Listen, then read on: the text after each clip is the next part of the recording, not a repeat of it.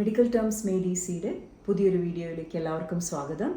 ഇന്ന് നമ്മൾ ലിംഫിൻ്റെ ഫോർമേഷനും അതേപോലെ ഫങ്ഷനുമാണ് പഠിക്കുന്നത്. ഇതിന് മുമ്പത്തെ ഒരു വീഡിയോ ലിംഫാറ്റിക് സിസ്റ്റത്തിൻ്റെ ഫസ്റ്റ് വീഡിയോയിൽ ഞാൻ ലിംഫിൻ്റെ കോമ്പോസിഷനെ പറ്റിയും ഡിസ്കസ് ചെയ്തിരുന്നു.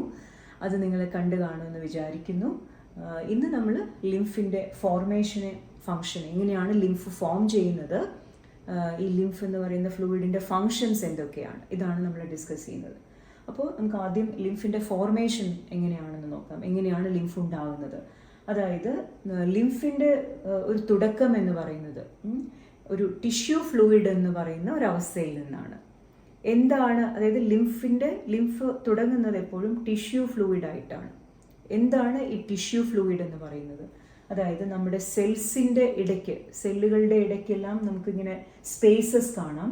ഇന്റർ സെല്ലുലാർ അല്ലെങ്കിൽ ഇന്റർസ്റ്റീഷ്യൽ സ്പേസസ് എന്ന് പറയും. ഇന്റർസ്റ്റീഷ്യലിൻ്റെ അർത്ഥം എന്താണെന്ന് വെച്ചാൽ ഇന്റർ മീൻസ് ബിറ്റ്വീൻ, സ്റ്റീഷ്യൽ എന്ന് പറഞ്ഞാൽ സ്റ്റാൻഡിങ്. അപ്പോൾ standing between the spaces which are standing between cell, അങ്ങനെ പറയാം. അതല്ല, കുറച്ചുകൂടി സിമ്പിളായിട്ട് പറഞ്ഞാൽ ഇന്റർ സെല്ലുലാർ സ്പേസസ് അങ്ങനെയും പറയാം. ഈ ഇന്റർ സെല്ലുലാർ സ്പേസസ്, അതായത് സെല്ലുകളുടെ ഇടയ്ക്കുള്ള സ്പേസസിൽ കാണുന്ന ഫ്ലൂയിഡിനെയാണ് നമ്മൾ ടിഷ്യൂ ഫ്ലൂയിഡ് എന്ന് പറയുക. അപ്പോൾ ഈ സെല്ലുകളുടെ ഇടയ്ക്കുള്ള ഈ സ്പേസസിൽ എവിടെ നിന്നാണ് ഈ ടിഷ്യൂ ഫ്ലൂയിഡ് വരുന്നതെന്ന് ചോദിച്ചാൽ, ഈ ഇൻറ്റർസ്റ്റീഷ്യൽ സ്പേസസിൽ തന്നെ നമുക്ക് ബ്ലഡ് ക്യാപ്പിലറികളെ കാണാം. അതായത് എപ്പോഴും ഒരു ബ്ലഡ് ക്യാപ്പിലറി ആണ് സെല്ലുകൾക്ക് അത്യാവശ്യമുള്ള ന്യൂട്രിയൻസ്, ഓക്സിജനും ഒക്കെ പ്രൊവൈഡ് ചെയ്യുന്നത്. അതേപോലെ തന്നെ സെല്ലുകളിൽ ഉണ്ടാകുന്ന വേസ്റ്റ് മെറ്റീരിയൽസിനെയൊക്കെ തിരിച്ച് കളക്ട് ചെയ്യുന്നതും എപ്പോഴും സെല്ലുകളുടെ അടുത്തുകൂടി ഇതുപോലെ ഇന്റർ സെല്ലുലാർ സ്പേസസിൽ പോകുന്ന ബ്ലഡ് ക്യാപ്പിലറികളായിരിക്കും. അപ്പോൾ ഈ ബ്ലഡ് ക്യാപ്പിലറികളിൽ കൂടി, ബ്ലഡ് ക്യാപ്പിലറിയുടെ ഭിത്തി എന്ന് പറഞ്ഞാൽ വളരെ തിൻ ആയിട്ടുള്ളൊരു ഭിത്തി, വളരെ നേർത്തത്, ധാരാളം ഹോൾസ് ഒക്കെ ഉള്ള, കുറേ തുളകളുള്ള ഭിത്തിയാണ്. അപ്പോൾ അത് ഉണ്ടാക്കിയിരിക്കുന്നതിന് ഒരു സിംഗിൾ ലെയർ ഓഫ് സെൽസ് കൊണ്ടാണ്. ഒരു ഒറ്റ സെല്ലിന് എത്രമാത്രം തിക്നെസ് ഉണ്ടാവും അത്രയും കട്ടി മാത്രമേ ഒരു ബ്ലഡ് ക്യാപ്പിലറിയുടെ ഭിത്തിക്ക് ഉണ്ടാവുകയുള്ളൂ. ഇവിടെ നിങ്ങൾക്ക് കാണാം, ഈ ഒരു സിംഗിൾ ലെയർ ഓഫ് സെൽസ് ഞാനിവിടെ വരച്ചിട്ടുണ്ട്, ഈ റെഡ് ആയിട്ട് കാണുന്നത്. ഈ സെല്ലുകളെ നമ്മൾ എൻഡോത്തീലിയൽ സെൽസ് എന്നാണ് പറയുക. ഈ ക്യാപ്പിലറിയുടെ ഭിത്തി ഉണ്ടാക്കിയിരിക്കുന്ന സിംഗിൾ ലെയർ ഓഫ് സെൽസ്, അവരെയാണ് എൻഡോത്തീലിയൽ സെൽസ് എന്ന് പറയുന്നത്. ഈ എൻഡോത്തീലിയൽ സെൽസ് ഇരിക്കുന്ന ഒരു ബേസ്മെന്റ് മെംബ്രെയിൻ ഉണ്ട്, ഈ ബ്ലാക്ക് ആയിട്ട് കാണുന്ന ഒരു കണക്റ്റീവ് ടിഷ്യൂ മെംബ്രെയിൻ, അവിടെയാണ് ഈ എൻഡോത്തീലിയൽ സെൽസ് ഇരിക്കുന്നത്. അപ്പോൾ ഈ ബേസ്മെന്റ് മെംബ്രെയിൻ ആയാലും അതുപോലെ ഈ എൻഡോത്തീലിയൽ സെൽസ് ആയാലും ധാരാളം ഹോൾസ് ഉള്ള മെംബ്രെയിൻസ് ആണ്, സെല്ലുകളാണ്. അപ്പോൾ അതുകൊണ്ട് തന്നെ ഈ ബ്ലഡ് ക്യാപ്പിലറിയുടെ ഭിത്തി വളരെയധികം പോർസ് ഉള്ളത് കൊണ്ട് അതിനകത്തുകൂടി ഒഴുകുന്ന ബ്ലഡിൽ നിന്ന് പല കമ്പോണൻസിനും ഈ ഹോൾസ് വഴി പുറത്തേക്ക് പോകാനായിട്ട് പറ്റും. പ്രത്യേകിച്ച് ചെറിയ സൈസിലുള്ള പാർട്ടിക്കിൾസ്, അതായത് വാട്ടർ മോളിക്യൂൾസ്, നമ്മുടെ ബ്ലഡിലുള്ള, അതായത് പ്ലാസ്മയുടെ ഭാഗമായിട്ടുള്ള വാട്ടർ, അതേപോലെ തന്നെ പ്രോട്ടീൻ, ചില പ്രോട്ടീനുകൾ, അതുപോലെ ഫാറ്റ്സ് അല്ലെങ്കിൽ ഗ്ലൂക്കോസ്, അതുപോലെ ഇലക്ട്രോലൈറ്റ്സ് അല്ലെങ്കിൽ മിനറൽസ് നമ്മൾ പറയുന്ന സബ്സ്റ്റൻസസ്, ഇവയ്ക്കൊക്കെ പ്രത്യേകിച്ച് ഇങ്ങനെയുള്ള ചെറിയ മോളിക്യൂൾസിന് ഈ ബ്ലഡിൽ നിന്ന്, ക്യാപ്പിലറിയുടെ അകത്തുകൂടി ഒഴുകുന്ന ബ്ലഡിൽ നിന്ന് ഈ എൻഡോത്തീലിയൽ സെൽസിലും ബേസ്മെന്റ് മെംബ്രെയിനിലും ഒക്കെയുള്ള ഹോൾസ് വഴി പുറത്തേക്ക് പോകാൻ പറ്റും. അപ്പോൾ അങ്ങനെ പുറത്തേക്ക് പോവുകയും അങ്ങനെ സെല്ലുകളുടെ ഇടയ്ക്കുള്ള സ്പേസസിലേക്ക് ക്യാപ്പിലറിയിൽ നിന്ന് ലീക്ക് ഔട്ട് ചെയ്യുന്ന ഈ ഫ്ലൂയിഡിനെയാണ് നമ്മൾ ടിഷ്യൂ ഫ്ലൂയിഡ് എന്നോ അല്ലെങ്കിൽ ഇന്റർസ്റ്റീഷ്യൽ ഫ്ലൂയിഡ് എന്നോ പറയുക. ഇന്റർസ്റ്റീഷ്യൽ സ്പേസസിൽ കാണുന്ന ഫ്ലൂയിഡിനെ എന്താ വിളിക്കുക? ഇന്റർസ്റ്റീഷ്യൽ ഫ്ലൂയിഡ്, അല്ലെങ്കിൽ നമ്മൾ ടിഷ്യൂ ഫ്ലൂയിഡ് എന്ന് സിംപ്ലി പറയും. അപ്പോൾ ഈ ടിഷ്യൂ ഫ്ലൂയിഡ് ആണ് ശരിക്കും ലിംഫ് ആയിട്ട് മാറുന്നത്. അതെങ്ങനെയാണെന്ന് ചോദിച്ചാൽ, നമ്മളിപ്പോൾ ഈ ബ്ലഡ് ക്യാപ്പിലറികളെ കാണാം നമുക്ക് ഇന്റർസ്റ്റീഷ്യൽ സ്പേസസിൽ.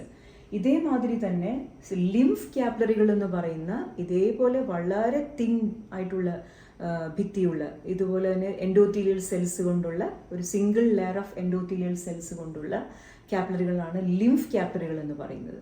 ബ്ലഡ് ക്യാപ്പിലറീസിനകത്ത് ബ്ലഡാണ് ഉണ്ടാവുക, ലിംഫ് ക്യാപ്പിലറികളുടെ ഉള്ളിൽ ലിംഫും. അപ്പോൾ ഈ ലിംഫ് ക്യാപ്പിലറികളും എവിടെയാണ് ഉള്ളത്? ഇന്റർ സെല്ലുലാർ സ്പേസസ് അല്ലെങ്കിൽ ഇന്റർസ്റ്റീഷ്യൽ സ്പേസസ്. അപ്പോൾ നമ്മൾ ഈ പറഞ്ഞ ടിഷ്യൂ ഫ്ലൂയിഡ് അല്ലെങ്കിൽ ഈ ഇൻ്റർസെല്ലുലാർ സ്പേസസിൽ ഇരിക്കുന്ന ഈ ഫ്ലൂയിഡ്, ബ്ലഡിൽ നിന്ന് പുറത്തേക്ക് ലീക്ക് ഔട്ട് ചെയ്തിരിക്കുന്ന ഫ്ലൂയിഡ് കുറേശ്ശെയായിട്ട് ഇതേ ഇൻ്റർസെല്ലുലാർ സ്പേസസിലുള്ള ലിംഫ് ക്യാപ്പിലറികളിലേക്ക് കയറുന്നു. കാരണം ലിംഫ് ക്യാപ്പിലറികളുടെ ഭിത്തിയും വളരെ നേർത്തതാണ്. അപ്പോൾ അതിനും ഈ ചുറ്റുമുള്ള ടിഷ്യൂ ഫ്ലൂയിഡിനെ കളക്ട് ചെയ്ത് അകത്തേക്ക് എടുക്കാൻ പറ്റും. അത്രയും തിൻ ഭിത്തിയാണ് ലിംഫ് ക്യാപ്പിലറികൾക്കും. അപ്പോൾ അതാണ് ഈ ടിഷ്യൂ ഫ്ലൂയിഡ് സ്പേസസിലിരിക്കുമ്പോൾ, ഇൻ്റർസെല്ലുലാർ സ്പേസസിലിരിക്കുമ്പോൾ നമ്മളതിനെ എന്താ വിളിക്കുക? ടിഷ്യൂ ഫ്ലൂയിഡ് എന്നോ അല്ലെങ്കിൽ ഇൻ്റർസ്റ്റീഷ്യൽ ഫ്ലൂയിഡ് എന്നോ വിളിക്കും. എന്നാൽ ഈ ടിഷ്യൂ സ്പേസസിൽ നിന്ന് അവിടെ തന്നെ കാണപ്പെടുന്ന ലിംഫ് ക്യാപ്പിലറികളിലേക്ക് ഈ ടിഷ്യൂ ഫ്ലൂയിഡ് കയറി കഴിഞ്ഞാൽ, അങ്ങനെ ലിംഫ് ക്യാപ്പിലറികളിൽ കൂടി അവർ ഒഴുകാൻ തുടങ്ങിക്കഴിഞ്ഞാലാണ് നമ്മൾ ഈ ടിഷ്യൂ ഫ്ലൂയിഡിനെ ലിംഫ് എന്ന പേര് മാറ്റി വിളിക്കുന്നത്. അപ്പോൾ ശരിക്കും പറഞ്ഞാൽ ടിഷ്യൂ ഫ്ലൂയിഡും ലിംഫും ഏതാണ്ട് ഒന്ന് തന്നെയാണ്. ടിഷ്യൂ ഫ്ലൂയിഡ് നമുക്ക് ഇൻ്റർസ്റ്റീഷ്യൽ സ്പേസസിൽ കാണാം. അവിടെ ടിഷ്യൂ സ്പേസസിൽ ഇരിക്കുമ്പോൾ നമ്മളിതിനെ അങ്ങനെ വിളിക്കും, ഇൻ്റർസ്റ്റീഷ്യൽ ഫ്ലൂയിഡ് എന്നോ ടിഷ്യൂ ഫ്ലൂയിഡ് എന്നോ വിളിക്കും. എന്നാൽ അത് അവിടെ തന്നെ ഉള്ള ലിംഫ് ക്യാപ്പിലറികളിലേക്ക് ഒഴുകി തുടങ്ങുമ്പോൾ ലിംഫ് ക്യാപ്പിലറികളുടെ അകത്തിരിക്കുന്ന ആ ഫ്ലൂയിഡിനെ നമ്മൾ എന്താ വിളിക്കുക? ലിംഫ് എന്നാണ് വിളിക്കുക. അതാണ് ഇവർ തമ്മിലുള്ള ഒരേ ഒരു വ്യത്യാസം. ശരി, വ്യത്യാസമൊന്നുമില്ല, സെയിം ഫ്ലൂയിഡ് തന്നെയാണ്. പക്ഷേ അത് എവിടെയാണ് ഉള്ളത് എന്നതിനനുസരിച്ചാണ് നമ്മൾ ടിഷ്യൂ ഫ്ലൂയിഡ് എന്നും ലിംഫ് എന്നും വിളിക്കുക. ഇനി ഈ ലിംഫ് ക്യാപ്പിലറികൾ ഇതുപോലെ ഈ ടിഷ്യൂ ഫ്ലൂയിഡിനെ കളക്ട് ചെയ്യാനൊരു കാരണവുമുണ്ട്. കാരണം കണ്ടിന്യൂസ് ആയിട്ട് ഇങ്ങനെ ബ്ലഡ് ക്യാപ്പിലറികളിൽ നിന്ന് ഫ്ലൂയിഡ് ലീക്ക് ഔട്ട് ചെയ്തുകൊണ്ടേ ഇരുന്നാൽ എന്താണ് ഉണ്ടാവുക? നമ്മുടെ ഈ ടിഷ്യൂ സ്പേസസിൽ ഇങ്ങനെ ഫ്ലൂയിഡ് ബ്ലഡിൽ നിന്ന് വന്നുകൊണ്ടേയിരിക്കും. അതിങ്ങനെ കൂടി വരും. അത് പിന്നീട് നമുക്ക് ബോഡിക്ക് അത് മാനേജ് ചെയ്യാൻ പറ്റാതെ വരും. അപ്പോൾ അങ്ങനെ ഒരു അവസ്ഥ ഉണ്ടാവരുത്. ഇത് കണ്ടിന്യൂസ്ലി ബ്ലഡിൽ നിന്ന് പുറത്തേക്ക് വരുന്നുണ്ട്, ലീക്ക് ഔട്ട് ചെയ്യുന്നുണ്ട്. അതേപോലെ തന്നെ അതേ ഒരു സ്പീഡിൽ തന്നെ ലിംഫ് ക്യാപ്പിലറികളുടെ അകത്തേക്ക് കയറി പറ്റുന്നുണ്ട്. അപ്പോൾ ശരിക്കും ലിംഫ് ക്യാപ്പിലറികളുടെ ഒരു ഫങ്ഷൻ തന്നെ എന്താണ്? ഇങ്ങനെ ലീക്ക് ഔട്ട് ചെയ്യുന്ന ബ്ലഡിൽ നിന്ന്, ക്യാപ്പിലറികളിൽ നിന്ന് ലീക്ക് ഔട്ട് ചെയ്യുന്ന ഫ്ലൂയിഡിനെ കണ്ടിന്യൂസ് ആയിട്ട് ഇങ്ങനെ കളക്ട് ചെയ്തുകൊണ്ടിരിക്കുക. അതല്ലെങ്കിൽ ആ ഫ്ലൂയിഡ് അവിടെ അക്യുമുലേറ്റ് ചെയ്യും. അപ്പോൾ അതിൻ്റെ ഒരു കറക്റ്റായിട്ട് ആ ഫ്ലൂയിഡ് എക്സസ് ആവാതെ നോക്കുന്നതിൻ്റെ ഉള്ളൊരു പരിഹാരം കൂടിയാണ് ഈ ലിംഫ് ക്യാപ്പിലറികൾ എന്ന് പറയുന്നത്. അപ്പോൾ അങ്ങനെ ലിംഫ് ക്യാപ്പിലറികളിലേക്ക് ഈ ഫ്ലൂയിഡ് ഇങ്ങനെ വന്നുകൊണ്ടേയിരിക്കുന്നു. ബ്ലഡിൽ നിന്നുണ്ടായി ടിഷ്യൂ സ്പേസസിൽ വന്ന് അവിടുന്ന് ടിഷ്യൂ സ്പേസസിൽ നിന്ന് ലിംഫ് ക്യാപ്പിലറികളിൽ എത്തുന്നു. ഇനി ഈ ലിംഫ് ക്യാപ്പിലറികൾ എന്താണ് പിന്നീട് ഈ ലിംഫുമായിട്ട് എങ്ങോട്ടാണ് അവർ പോവുക? അതായത് നമ്മുടെ ബോഡിയുടെ ഏതൊരു ഭാഗത്തും നമുക്ക് ഇങ്ങനത്തെ ഒരു യൂണിറ്റിനെ കാണാം. ഇതിനെ നമുക്ക് വേണമെങ്കിൽ മൈക്രോ സർക്കുലേഷൻ എന്ന് പറയാം, അല്ലേ? കുറേ സെല്ലുകളും ആ സെല്ലുകളുടെ ഇടയ്ക്കുള്ള സ്പേസസും ആ സ്പേസസിൽ തന്നെ കാണപ്പെടുന്ന ബ്ലഡ് ക്യാപ്പിലറികളും അതുപോലെ ലിംഫ് ക്യാപ്പിലറികളും ഇവരെല്ലാം കൂടി ചേർത്തിട്ട് നമുക്ക് വേണമെങ്കിൽ പറയാം മൈക്രോ സർക്കുലേഷൻ, അല്ലേ? നമ്മുടെ ഒരു മൈക്രോ മീൻസ് സ്മോൾ. അപ്പോൾ നമ്മുടെ വളരെ ഒരു ചെറിയ ഒരു ടിഷ്യൂവിൻ്റെ ഒരു യൂണിറ്റ് എടുത്താൽ ഇങ്ങനെയായിരിക്കും അതിനകത്തു കൂടിയുള്ള സർക്കുലേഷൻ, ബ്ലഡിൻ്റെ സർക്കുലേഷനും ലിംഫിൻ്റെ സർക്കുലേഷനും. അപ്പോൾ ഇപ്പോൾ മനസ്സിലായി കാണുമെന്ന് കരുതുന്നു. ലിംഫും ശരിക്കും ടിഷ്യൂ ഫ്ലൂയിഡ് തന്നെയാണ്. ലിംഫ് ക്യാപ്പിലറികളിൽ വരുമ്പോൾ നമ്മൾ അതിനെ ലിംഫ് എന്ന് പേര് മാറ്റി വിളിക്കുന്നു. അപ്പോൾ ഇങ്ങനെയാണ് ലിംഫ് ഉണ്ടാവുന്നത്. ലിംഫ് ആക്ച്വലി ഫോം ചെയ്യുന്നത് എവിടെ നിന്നാണ്? ബ്ലഡിൽ നിന്ന്. ഓക്കെ, ഇനി നമുക്ക് ഈ ലിംഫ് ക്യാപ്പിലറികളുടെ ഒരു കണ്ടിന്യൂവേഷൻ എന്താണെന്ന് നോക്കാം. ലിംഫ് ക്യാപ്പിലറീസ് ബോഡിയിൽ എല്ലായിടത്തും ഇതേപോലത്തെ യൂണിറ്റുകൾ ഉണ്ടാവും. ചെറിയ ചെറിയ ചെറിയ മൈക്രോ സർക്കുലേഷൻ യൂണിറ്റ്, അല്ലേ? ഓരോ ടിഷ്യൂവിൻ്റെ ഉള്ളിൽ നിങ്ങൾക്ക് ഇങ്ങനെ കാണാം. ഒരു ടിഷ്യൂ എന്ന് പറഞ്ഞാൽ എന്താണ്? ഒരു കളക്ഷൻ ഓഫ് സെൽസ്. അപ്പോൾ ഓരോ ടിഷ്യൂവിലും നമുക്ക് ഇതുപോലത്തെ കുറേ സെല്ലുകളും അവരുടെ ഇടയ്ക്ക് ക്യാപ്പിലറികളെയും കാണാം. അപ്പോൾ ഇങ്ങനത്തെ ചെറിയ ചെറിയ ചെറിയ യൂണിറ്റുകളിൽ നിന്ന് വരുന്ന ലിംഫ് ക്യാപ്പിലറികളെല്ലാം കൂടി ജോയിൻ ചെയ്തിട്ട് കുറച്ചുകൂടി വലിയ ലിംഫ് വെസലുകളായിട്ട് മാറുന്നു. ലിംഫ് വെസൽ ഞാനിവിടെ അത് കാണിച്ചിട്ടുണ്ട്. നമുക്കിവിടെ കാണാം, ബ്ലഡ് ക്യാപ്പിലറികളിൽ നിന്ന് ആദ്യം ഫ്ലൂയിഡ് ലീക്ക് ഔട്ട് ചെയ്തിട്ട് ഇൻറ്റർസ്റ്റീഷ്യൽ ഫ്ലൂയിഡ് ആവുന്നു. ഇൻറ്റർസ്റ്റീഷ്യൽ ഫ്ലൂയിഡ് പിന്നീട് അവിടെ തന്നെയുള്ള ഇൻറ്റർസ്റ്റീഷ്യൽ സ്പേസസിൽ തന്നെയുള്ള ലിംഫ് ക്യാപ്പിലറികളിലേക്ക് ഒഴുകുന്നു. എന്നിട്ട് ഇനി ലിംഫ് ക്യാപ്പിലറികൾ എന്താണ് ചെയ്യുക? കുറേയധികം ലിംഫ് ക്യാപ്പിലറികളെല്ലാം കൂടി ചേർന്നിട്ട് കുറച്ചുകൂടി വലിയ ലിംഫ് വെസലുകളായിട്ട് മാറുന്നു. ഈ ലിംഫ് വെസൽസിനെ നമുക്ക് ബോഡിയിൽ എല്ലായിടത്തും കാണാം. എവിടെയൊക്കെ ബ്ലഡ് വെസലുകളുണ്ടോ, അല്ലെ, ആർട്ടറീസും വെയിൻസും ഒക്കെ ഉണ്ടോ, അവിടെയൊക്കെ നമുക്ക് ഈ ലിംഫ് വെസലുകളും അവർക്ക് പാരലലായിട്ട് ലിംഫ് വെസലുകളെയും കാണാം. അപ്പോൾ ഈ ബോഡിയിൽ ആകമാനമുള്ള ലിംഫ് വെസൽസ് ഏത് ഭാഗത്തെടുത്താലും നമുക്ക് ലിംഫ് വെസലുകളെ കാണാം. ഈ ലിംഫ് വെസൽസ് എല്ലാം ലിംഫുമായിട്ട് ഫൈനലി പോകുന്നത് നമ്മുടെ ചെസ്റ്റിൻ്റെ ഭാഗത്തേക്കാണ്. അപ്പോൾ ലിംഫിന് എന്താണ് പിന്നീട് സംഭവിക്കുക എന്ന് നമുക്കറിയണ്ടേ? അപ്പോൾ ആദ്യം അത് ഇൻറ്റർസ്റ്റീഷ്യൽ ഫ്ലൂയിഡിൽ നിന്ന് ലിംഫ് ക്യാപ്പിലറികൾ എത്തുന്നു. ലിംഫ് ക്യാപ്പിലറികൾ ലിംഫുമായിട്ട് ലിംഫ് വെസൽസിലേക്ക് പോകുന്നു. ലിംഫ് വെസൽസ് ഉണ്ടാകുന്നു. ഈ ബോഡിയിൽ എല്ലായിടത്തും കാണുന്ന ലിംഫ് വെസൽസ് എല്ലാം ഈ ലിംഫിനെ ക്യാരി ചെയ്യുന്നത് എങ്ങോട്ടാണ്? നമ്മുടെ ചെസ്റ്റിൻ്റെ ഭാഗത്തേക്കാണ്. അവിടെയാണ് ഏറ്റവും വലിയ 2 ലിംഫ് വെസൽസ് ഉള്ളത്. നമ്മളിപ്പോൾ ആദ്യം പറഞ്ഞ ലിംഫ് വെസൽസ് ഒക്കെ കമ്പാരിറ്റീവ്ലി ചെറുതാണ്, ചെറുതും വലുതുമൊക്കെ ആയിട്ട്. എന്നാൽ ഏറ്റവും വലിയ 2 ലിംഫ് വെസൽസ് നമുക്ക് ചെസ്റ്റിൻ്റെ ഭാഗത്ത് കാണാം. അവരെയാണ് നമ്മൾ തൊറാസിക് ഡക്റ്റ് എന്നും റൈറ്റ് ലിംഫാറ്റിക് ഡക്റ്റ് എന്നും പറയുന്നത്. 2 പ്രധാനപ്പെട്ട വെസൽസ്. ഈ പേരുകൾ ഓർത്തിരിക്കണം, ഇമ്പോർട്ടൻ്റ് ആണ്. Thoracic duct and right lymphatic duct. ഇവരെ നമ്മൾ ഡക്റ്റ് എന്നാണ് വിളിക്കുന്നത് കേട്ടോ. തൊറാസിക് ഡക്റ്റും പിന്നെ റൈറ്റ് ലിംഫാറ്റിക് ഡക്റ്റ്. തൊറാസിക് ഡക്റ്റിനെ ചിലപ്പോൾ നമ്മൾ ലെഫ്റ്റ് ലിംഫാറ്റിക് ഡക്റ്റ് എന്നും പറയാറുണ്ട്. മറ്റേത് right lymphatic duct, thoracic duct അല്ലെങ്കിൽ ലെഫ്റ്റ് ലിംഫാറ്റിക് ഡക്റ്റ്. അപ്പോൾ ഈ 2 വെസലുകളിലും വലിയ ലിംഫ് വെസൽസിലേക്കാണ് നമ്മുടെ ബോഡിയിലുള്ള എല്ലാ ലിംഫ് വെസൽസും ലിംഫിനെ എത്തിക്കുക. അതിനൊരു റൂളൊക്കെ ഉണ്ട്. അതിൻ്റെ ഒരു ഈ 2 വെസലുകളും തൊറാസിക് ഡക്റ്റും റൈറ്റ് ലിംഫാറ്റിക് ഡക്റ്റും ലിംഫിനെ കൊണ്ടുപോകുന്നതിന് അല്ലെങ്കിൽ ലിംഫിനെ കളക്ട് ചെയ്യുന്ന ബോഡിയുടെ എവിടെ നിന്നൊക്കെയാണ് ഇവർ ലിംഫിനെ കളക്ട് ചെയ്യുക, അതിനൊരു റൂളുണ്ട്. അതായത് നമ്മുടെ നമ്മുടെ ഒരു lower part of the chest തൊട്ട് താഴോട്ട് മുഴുവനും, അതായത് നമ്മുടെ 2 ലോവർ എക്സ്ട്രിമിറ്റീസ്, നമ്മുടെ കാലുകൾ അല്ലേ, അതേപോലെ നമ്മുടെ അബ്ഡോമൻ, അതേപോലെ ചെസ്റ്റിൻ്റെ ഒരു ലോവർ പോർഷൻ, ഇത്രയും ഭാഗത്തുനിന്ന് ഉള്ള ലിംഫ് വെസലുകളെല്ലാം ലിംഫിനെ കൊണ്ടുപോയി എത്തിക്കുന്നത് തൊറാസിക് ഡക്റ്റിലേക്കാണ്. ഓക്കെ, സോ തൊറാസിക് ഡക്റ്റ് ആണ് ഒരുമാതിരി lower part of the whole ബോഡിയിലുള്ള ലിംഫിനെയും ഡ്രെയിൻ ചെയ്യുന്ന തൊറാസിക് ഡക്റ്റ് ആണ്. മാത്രമല്ല തൊറാസിക് ഡക്റ്റ് നമ്മുടെ അപ്പർ ലെഫ്റ്റ് ഹാഫിനെയും ഡ്രെയിൻ ചെയ്യുന്നുണ്ട്. അതായത് നമ്മുടെ അപ്പർ ചെസ്റ്റിൻ്റെ ലെഫ്റ്റ് ഭാഗം, നമ്മുടെ ലെഫ്റ്റ് അപ്പർ ലിംബ് അല്ലെങ്കിൽ ലെഫ്റ്റ് നമ്മുടെ കൈ അല്ലേ, ലെഫ്റ്റ് അപ്പർ ലിംബ്, അതേപോലെ തന്നെ left side of the head and the neck. ഇതൊക്കെയാണ് left side of the head and the neck, then the left upper limb and the left part of the upper chest. പിന്നെ താഴേക്ക് മുഴുവനും, റൈറ്റും ലെഫ്റ്റും ഉൾപ്പെടെ മുഴുവനും. ഇത്രയും ഏരിയാസിൽ നിന്നുള്ള എല്ലാ ലിംഫ് വെസൽസും ലിംഫ് കൊണ്ടുപോയി എത്തിക്കുന്നത് ബോഡിയിലെ ഏറ്റവും വലിയ ഡക്റ്റായിട്ടുള്ള തൊറാസിക് ഡക്റ്റിലേക്കാണ്. നമ്മുടെ ബോഡിയിലെ ഏറ്റവും വലിയ ലിംഫ് വെസലാണ് തൊറാസിക് ഡക്റ്റ്. കാരണം ഇത്രയും വലിയ ഏരിയ അത് ഡ്രെയിൻ ചെയ്യുന്നു. അപ്പോൾ മറ്റേ ഡക്റ്റ്, അതായത് റൈറ്റ് ലിംഫാറ്റിക് ഡക്റ്റ് ഒരു ചെറിയ ഭാഗം മാത്രമേ ഡ്രെയിൻ ചെയ്യുന്നുള്ളൂ. അതായത് നമ്മൾ പറഞ്ഞ പോലെ ലോവർ പോർഷൻ മുഴുവനും തൊറാസിക് ഡക്റ്റാണ്. So right lymphatic duct drain ചെയ്യുന്നത് നമ്മുടെ ചെസ്റ്റിൻ്റെ റൈറ്റ് സൈഡും, അതേപോലെ നമ്മുടെ റൈറ്റ് അപ്പർ ലിംബ്, നമ്മുടെ കൈ അല്ലേ, റൈറ്റ് കൈയും, അതേപോലെ right side of the head and the neck. ഇത്രയും ഭാഗം മാത്രമാണ്, ഇവിടേക്കുള്ള ലിംഫ് വെസൽസ് മാത്രമാണ് റൈറ്റ് ലിംഫാറ്റിക് ഡക്റ്റിലേക്ക് ഡ്രെയിൻ ചെയ്യുക.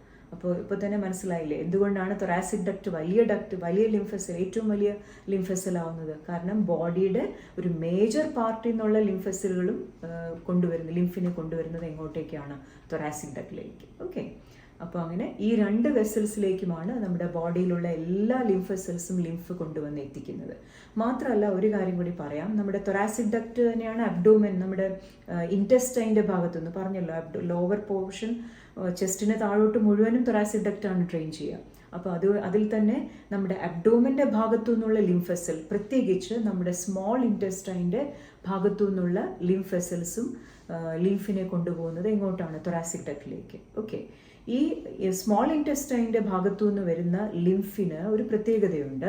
കാരണം നമുക്ക് അറിയാലോ, സ്മോൾ ഇൻറ്റസ്റ്റൈനിലാണ് നമ്മുടെ GI ട്രാക്റ്റിൽ, ഡൈജസ്റ്റീവ് ട്രാക്റ്റിൽ ഡൈജഷൻ നടന്ന് അബ്സോർപ്ഷൻ നടക്കുന്നത് ഈ സ്മോൾ ഇൻറ്റസ്റ്റൈനിലാണ്.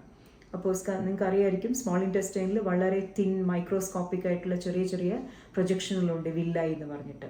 അപ്പോൾ ഈ സ്മോൾ ഇൻറ്റസ്റ്റൈനിൽ ന്യൂട്രിയൻസുകൾ എത്തുമ്പോൾ പ്രോട്ടീൻ, ഇപ്പോൾ അമിനോ ആസിഡ്സ് ഉണ്ടാവും അതിനകത്ത്, പ്രോട്ടീൻ്റെ ഡൈജഷൻ്റെ പ്രോഡക്ട്സ് ആയിട്ടുള്ള, അതുപോലെ ഗ്ലൂക്കോസ് ഉണ്ടാവും, അതുപോലെ തന്നെ ഫാറ്റിൻ്റെ ബ്രേക്ക് ഡൗൺ ഡൈജഷൻ്റെ പ്രോഡക്റ്റുകളാണ് ഫാറ്റി ആസിഡ് ആൻഡ് ഗ്ലിസറോൾ. അപ്പോൾ ഈ ന്യൂട്രിയൻറ്റുകളൊക്കെ ഈ വില്ലൈ വഴിയാണ് ബ്ലഡിലേക്കും അബ്സോർബ് ചെയ്യുക. ഓക്കെ, അമിനോ ആസിഡ്സിനെയും ഗ്ലൂക്കോസിനെയൊക്കെ ഈ സ്മോൾ ഇൻറ്റസ്റ്റൈൻ്റെ ഭിത്തിയിലുള്ള ഓരോ ചെറിയ മൈക്രോസ്കോപ്പിക് പ്രൊജക്ഷൻ ആയിട്ടുള്ള വില്ലസ്, ഓരോ വില്ലസിലും ലിംഫ് വെസൽസും ഉണ്ടാവും, ലിംഫ് ക്യാപ്പിലറികളും ഉണ്ടാവും, ബ്ലഡ് ക്യാപ്പിലറികളും ഉണ്ടാവും. അപ്പോൾ നമ്മുടെ പ്രോട്ടീനുകളുടെയും അല്ലെങ്കിൽ പ്രോട്ടീൻ അമിനോ ആസിഡ്സിനെയും അതുപോലെ ഗ്ലൂക്കോസിനെയും ഒക്കെ ഇൻറ്റസ്റ്റൈനിൽ നിന്ന് അബ്സോർബ് ചെയ്യുന്നത് ബ്ലഡിലേക്കാണ്. ഈ വില്ലസിൻ്റെ ഓരോ വില്ലസിനകത്തുള്ള ബ്ലഡ് വെസൽസിലേക്ക്, ബ്ലഡ് ക്യാപ്പിലറികളിലേക്കാണ് ഏതൊക്കെ എടുക്കുന്നത്? പ്രോട്ടീനുകൾ, അതായത് പ്രോട്ടീനായിട്ടല്ല അമിനോ ആസിഡായിട്ടും അതേപോലെ ഗ്ലൂക്കോസും. എന്നാൽ ഫാറ്റിൻ്റെ ഡൈജസ്റ്റഡ് ഫോം, ചെറിയ രൂപത്തിലേക്ക് ഫാറ്റിനെ നമ്മൾ ഡൈജസ്റ്റ് ചെയ്ത് കഴിയുമ്പോൾ ഫാറ്റി ആസിഡും ഗ്ലിസറോളും, ഈ ഫാറ്റി ആസിഡിനെയൊക്കെ എപ്പോഴും അബ്സോർബ് ചെയ്യുന്നത് ബ്ലഡിലേക്കല്ല, വില്ലസിൽ തന്നെയുള്ള ലിംഫ് ക്യാപ്പിലറികളിലേക്കാണ്.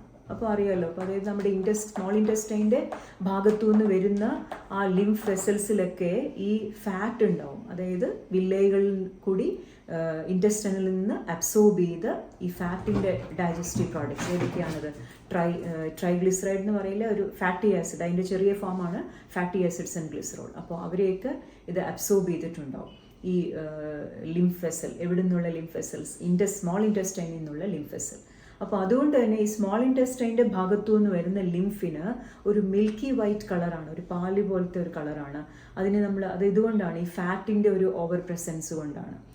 അപ്പോൾ അതുകൊണ്ട് നമ്മൾ ഈ ലിംഫിനെ വിളിക്കുന്നത് ഖൈൽ എന്നാണ്, CHYLD. ഖൈൽ എന്ന് പറയുന്ന ലിംഫ് എവിടെ നിന്നാണ് ഉണ്ടാവുക? അബ്ഡോമൻ്റെ ഭാഗത്തുനിന്ന്, പ്രത്യേകിച്ച് സ്മോൾ ഇൻറ്റസ്റ്റൈൻ്റെ ഭാഗത്തു നിന്ന് വരുന്ന ഒരു മിൽക്കി വൈറ്റ് കളറിലുള്ള ലിംഫിനെയാണ് നമ്മൾ ഖൈൽ എന്ന് പറയും. അപ്പോൾ ഈ ഖൈൽ ഉൾപ്പെടെ എങ്ങോട്ടേക്കാണ് ഡ്രെയിൻ ചെയ്യുക? തൊറാസിക് ഡക്റ്റിൽ. കാരണം അബ്ഡോമൻ എന്നുള്ള എല്ലാ ലിംഫ് വെസൽസും തൊറാസിക് ഡക്റ്റിലേക്കാണ് പോവുക. അപ്പോൾ അങ്ങനെ തൊറാസിക് ഡക്റ്റാണ് മെജോറിറ്റി ഓഫ് ദ ബോഡി പാർട്സും ലിംഫിനെ കളക്ട് ചെയ്യുന്നത്. റൈറ്റ് ലിംഫാറ്റിക് ഡക്റ്റ് ഈ റൈറ്റ് പോർഷൻ, അപ്പർ പോർഷനിൽ മാത്രമാണ്. ഇനി ഫൈനലി ഈ രണ്ട് വെസൽസ് ഈ ലിംഫുമായിട്ട് എങ്ങോട്ടേക്കാണ് പോവുക? അതായത് തൊറാസിക് ഡക്റ്റും നമ്മുടെ റൈറ്റ് ലിംഫാറ്റിക് ഡക്റ്റും എങ്ങോട്ടാണ് ലിംഫിനെ കൊണ്ടുപോകുന്നത് വെച്ചാൽ നമുക്കിവിടെ കാണാം, കണ്ടോ, സബ്ക്ലേവിയൻ വെയിൻസ്. അതായത് നമ്മുടെ ക്ലാവിക്കിളിൻ്റെ അടിയിലുള്ള രണ്ട് പ്രധാന വെയിനുകളാണ് right and left subclavian veins. ഇവർ ശരിക്കും ഇൻഫീരിയർ വിനക്കാവയിലേക്കാണ് ജോയിൻ ചെയ്യുക, സുപ്പീരിയർ വിനക്കാവയിലേക്കാണ് ജോയിൻ ചെയ്യുക. സുപ്പീരിയർ വിനക്കാവയാണ് പിന്നെ ഈ ഇംപ്യൂർ ബ്ലഡിനെ, സബ്ക്ലേവിയൻ വെയിൻസ് കൊണ്ടുവരുന്ന ഇംപ്യൂർ ബ്ലഡിനെ സുപ്പീരിയർ വിനക്കാവ എന്ത് ചെയ്യുന്നു? റൈറ്റ് ഏട്രിയത്തിലേക്ക് കൊണ്ടുപോകുന്നു. ഓക്കെ, അപ്പോൾ ഈ രണ്ട് സബ്ക്ലേവിയൻ വെയിൻസ്, റൈറ്റ് സബ്ക്ലേവിയൻ വെയിനും ഉണ്ട്. സബ്ക്ലേവിയൻ എന്ന് പറയുന്നത് തന്നെ എന്തുകൊണ്ടാണെന്ന് വെച്ചാൽ sub means under and clavian means clavicle, നമ്മുടെ കോളർ ബോണിൻ്റെ അടിയിലാണ് ഈ വെയിൻ പോകുന്നത്. അതുകൊണ്ട് അപ്പോൾ ഈ രണ്ട് വെയിൻസിലേക്കാണ് തൊറാസിക് ഡക്റ്റും റൈറ്റ് ലിംഫാറ്റിക് ഡക്റ്റും ലിംഫിനെ കൊണ്ടുപോവുക. അതായത് right lymphatic duct carries the lymph into the right subclavian vein and the thoracic duct carries this lymph to the left subclavian vein. So വെയിൻസിൽ എന്താണുള്ളത്? ബ്ലഡ്. അപ്പോൾ ഈ രണ്ട് വലിയ ഡക്റ്റുകളും ലിംഫിനെ കൊണ്ടുപോയി എംപ്റ്റി ചെയ്യുന്നത് ബ്ലഡിലേക്കാണ്. എവിടെയുള്ള ബ്ലഡ്? Subclavian veins. അപ്പോൾ നിങ്ങൾക്ക് മനസ്സിലായില്ലേ? സോ ബ്ലഡിൽ നിന്ന് ഉണ്ടാകുന്നു ലിംഫ്, ടിഷ്യൂ ഫ്ലൂയിഡായിട്ട് ഉണ്ടായി, അത് പിന്നീട് ലിംഫ് ക്യാപ്പിലറികളിൽ കൂടി ഒഴുകി, ലിംഫ് ക്യാപ്പിലറികളിൽ നിന്ന് അത് കുറെ കൂടെ വലിയ ലിംഫ് വെസൽസിലെത്തുന്നു. ഇങ്ങനെ ബോഡിയിലുള്ള എല്ലാ ലിംഫ് വെസൽസും ഫൈനലി ഏറ്റവും വലിയ ചെസ്റ്റിൻ്റെ ഭാഗത്തുള്ള ഏറ്റവും വലിയ ലിംഫ് വെസൽസിലേക്ക് എത്തുന്നു. അതായത് തൊറാസിക് ഡക്റ്റും റൈറ്റ് ലിംഫാറ്റിക് ഡക്റ്റും എന്ന് പറയുന്ന വെസൽസിലേക്ക് കൊണ്ടുവരുന്നു. എന്നിട്ട് ഈ രണ്ട് ഡക്റ്റുകൾ, ഏറ്റവും വലിയ ഈ രണ്ട് ലിംഫ് വെസൽസ് ലിംഫിനെ ഡ്രെയിൻ ചെയ്യുന്നത് ബ്ലഡിലേക്കാണ്, blood in the subclavian veins. അപ്പോൾ ഫൈനലി ലിംഫ് ഉണ്ടായത് ബ്ലഡിൽ നിന്ന് തിരിച്ചു പോകുന്നതും ബ്ലഡിലേക്ക് തന്നെയാണ്. ഓക്കെ, അപ്പോൾ അതാണ് ലിംഫിൻ്റെ ഒരു സ്റ്റോറി എന്ന് നമ്മൾ പറയുന്നത്, അല്ലേ? ലിംഫ് ബ്ലഡിൽ നിന്നുണ്ടായി, ബ്ലഡിന് പാരലായിട്ട് ബോഡി മുഴുവനും ഒഴുകി സർക്കുലേറ്റ് ചെയ്ത്, അല്ലേ? ബ്ലഡ് വെസൽസിന് പാരലായിട്ട് നമുക്ക് ലിംഫ് വെസൽസിനെ കാണാം. സോ ബ്ലഡിൽ നിന്നുണ്ടായി, ബ്ലഡിന് പാരലായിട്ട് ഒഴുകി ഫൈനലി ബ്ലഡിൽ തന്നെ എത്തിച്ചേരുന്ന ഒരു ഫ്ലൂയിഡാണ് ലിംഫ്. ഇങ്ങനെ ചെയ്യുമ്പോൾ അതിൻ്റെ ഒരു ഉദ്ദേശം എന്ന് പറയുന്നത്, എന്തിനാണ് ഇങ്ങനെ ബ്ലഡിൽ നിന്ന് ഉണ്ടാവുകയും തിരിച്ച് ബ്ലഡിലേക്ക് തന്നെ പോകുന്നത്? അവിടെയാണ് ലിംഫിൻ്റെ ഒരു പ്രധാന ഫങ്ഷൻ വരുന്നത്. അതായത് ഈ ലിംഫ് ആക്ച്വലി എന്താ ചെയ്തത്? ആ ലീക്ക് ഔട്ട് ചെയ്തു പോയ, ബ്ലഡിൽ നിന്ന് ലീക്ക് ഔട്ട് ചെയ്തു പോയ, എന്നാൽ നമ്മുടെ ബോഡിക്ക് ആവശ്യമുള്ള എല്ലാ കമ്പോണൻസിനെയും അത് ലിംഫ് വെസൽസ് കളക്ട് ചെയ്തു, ലിംഫ് ക്യാപ്പിലറികൾ കളക്ട് ചെയ്തു, അല്ലേ? ടിഷ്യൂ ഫ്ലൂയിഡായിട്ടിരുന്നതെല്ലാം ലിംഫ് ക്യാപ്പിലറീസ് കളക്ട് ചെയ്ത് തിരിച്ച് അത് ഈ ലിംഫ് വെസൽസിൽ കൂടിയും തൊറാസിക് ഡക്റ്റ് വഴിയും റൈറ്റ് ലിംഫാറ്റിക് ഡക്റ്റ് വഴിയൊക്കെ ഒഴുകി ഫൈനലി ഈ നഷ്ടപ്പെട്ടു പോയ ഈ കമ്പോണൻസിനെയൊക്കെ തിരിച്ച് വീണ്ടും ബ്ലഡിലേക്ക് തന്നെ കൊണ്ടു കൊടുക്കുന്നു. അപ്പോൾ ഒരിക്കലും ബ്ലഡിന് ആവശ്യമുള്ളതൊന്നും മിസ്സാവുന്നില്ല. അങ്ങനെ മിസ്സാവാതിരിക്കുന്നത് എന്തുകൊണ്ടാണ്? ലിംഫ് അവിടെ ഉള്ളത് കൊണ്ടാണ്. അപ്പോൾ അതാണ് ലിംഫിൻ്റെ ഏറ്റവും പ്രധാനപ്പെട്ട ഫങ്ഷൻ. എന്താണ്? To collect what all things, അല്ലെ, എന്തൊക്കെയാണോ ബ്ലഡിൽ നിന്ന് ലീക്ക് ഔട്ട് ചെയ്ത് ടിഷ്യൂ സ്പേസസിലേക്ക് പോയത്, നഷ്ടപ്പെട്ടത്, അതിനെയൊക്കെ കളക്ട് ചെയ്ത് തിരിച്ച് ബ്ലഡിൽ നിന്ന് തന്നെ തിരിച്ചു കൊണ്ടുപോയി കൊടുക്കുന്നു. ഓക്കെ, അപ്പോൾ ഇതാണ് ലിംഫിൻ്റെ ഏറ്റവും പ്രധാനപ്പെട്ട ഫങ്ഷൻ. ഓക്കെ, കളക്ട് ചെയ്യുക മാത്രമല്ല, ഈ ഇൻറ്റർസ്റ്റീഷ്യൽ ഫ്ലൂയിഡ് ഇങ്ങനെ എക്സസ് ആവാതെയും നോക്കുന്നു, അല്ലേ? ആ ഫ്ലൂയിഡെല്ലാം കളക്ട് ചെയ്ത് അതിലുള്ള എസെൻഷ്യൽ തിങ്സിനെ എല്ലാം ബ്ലഡിന് തന്നെ തിരിച്ചു കൊടുക്കുന്നു. ഇതാണ് ഒരു ഫങ്ഷൻ. ഇനി നമുക്ക് രണ്ടാമത്തെ ഫങ്ഷൻ എന്താണെന്ന് നോക്കാം. ഓക്കെ, അപ്പോൾ ഒരു ഫങ്ഷൻ ആ ലിംഫിൻ്റെ ഒരു സ്റ്റോറിയിൽ തന്നെയുണ്ട്, അല്ലേ? Why it is formed from blood and why it is going back to blood. അത് അവിടെ തന്നെയുണ്ട്, എന്തിനാണ് അങ്ങനെ ഒരു സിസ്റ്റം ഉണ്ടാക്കിയിരിക്കുന്നതെന്ന്, അല്ലേ?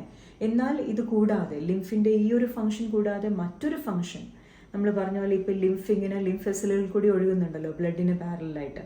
അപ്പോൾ അവിടെ ലിംഫിന് വേറൊരു ജോലി കൂടിയുണ്ട്. കാരണം ഇമ്മ്യൂണിറ്റി. കാരണം ലിംഫിനകത്ത് ഏറ്റവും പ്രധാനപ്പെട്ട 2 ഇമ്മ്യൂൺ സെൽസ്, നമ്മുടെ വൈറ്റ് ബ്ലഡ് സെൽസ് ഉണ്ട്. എഗ്രാനുലോസൈറ്റ്സ് എന്ന് പറയുന്ന ആരൊക്കെയാണ്?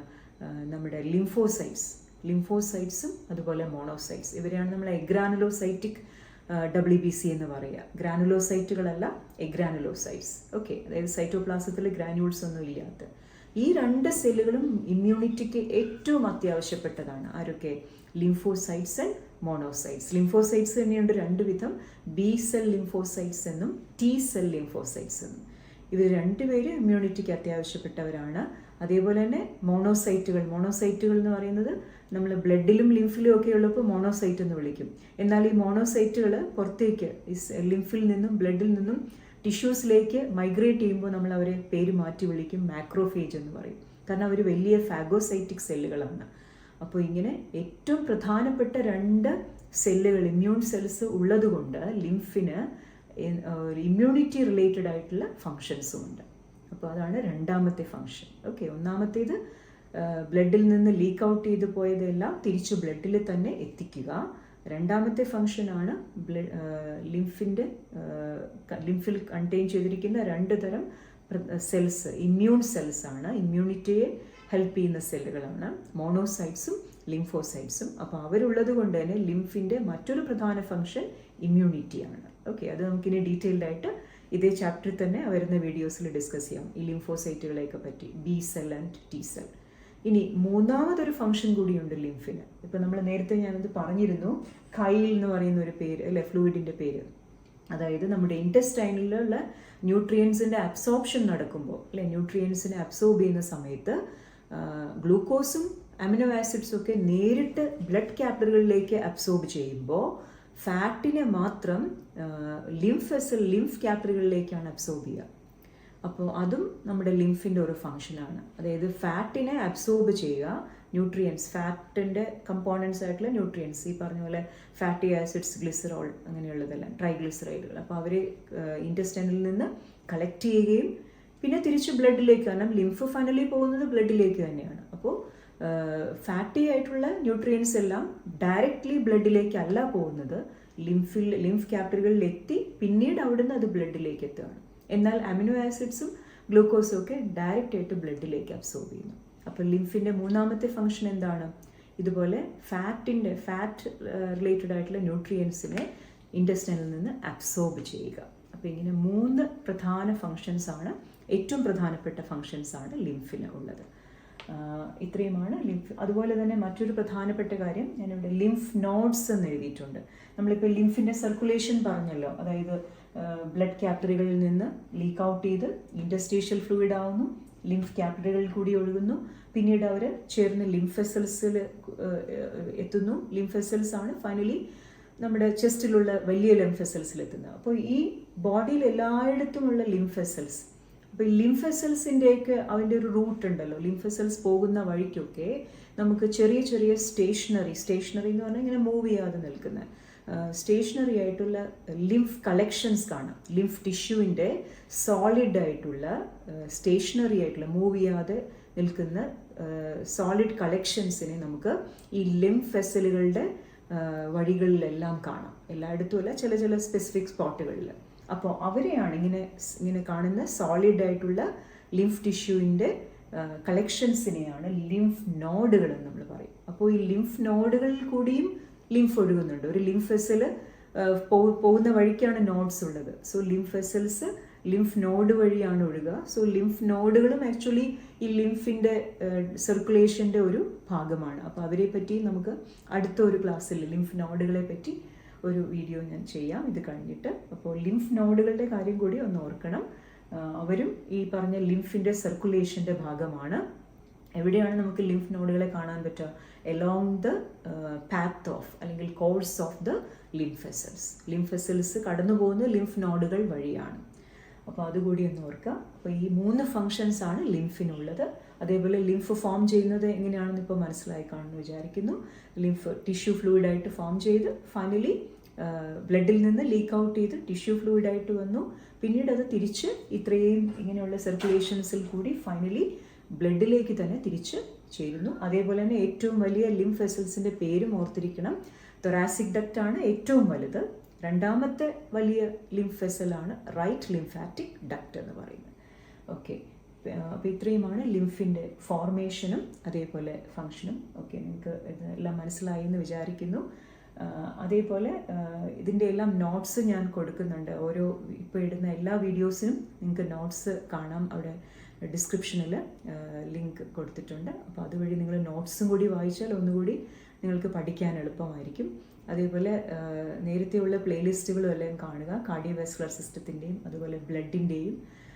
സോ ഇപ്പോൾ നമ്മൾ ചെയ്യുന്നത് ലിംഫാറ്റിക് സിസ്റ്റമാണ്. ഇതിൻ്റെ ഒപ്പം തന്നെ ബ്ലഡിൻ്റെയും കാർഡിയോവാസ്കുലർ സിസ്റ്റത്തിൻ്റെയും ഡിസീസ് കണ്ടീഷൻസും ചെയ്യുന്നുണ്ട്. അപ്പോൾ എല്ലാ വീഡിയോസും കാണണം, അതുപോലെ സപ്പോർട്ട് ചെയ്യണം. എന്തെങ്കിലും സജഷൻസ് ഉണ്ടെങ്കിൽ ഇനിയുള്ള സിസ്റ്റംസും ചെയ്യുന്നുണ്ട്, പക്ഷേ ഓരോന്നോരോന്നായിട്ടല്ലേ ചെയ്യാൻ പറ്റും, അതുകൊണ്ടാണ്. സോ 1 by 1 എല്ലാ സിസ്റ്റംസും ഞാൻ ചെയ്യുന്നുണ്ട്. അതേപോലെ ചാനൽ ഇതുവരെയും സബ്സ്ക്രൈബ് ചെയ്തിട്ടില്ലെങ്കിൽ സബ്സ്ക്രൈബ് ചെയ്യുക. അപ്പോൾ അടുത്ത വീഡിയോയിൽ കാണാം. ലിംഫിൻ്റെ തന്നെ മറ്റൊരു വീഡിയോയിൽ കാണാം. Thank you.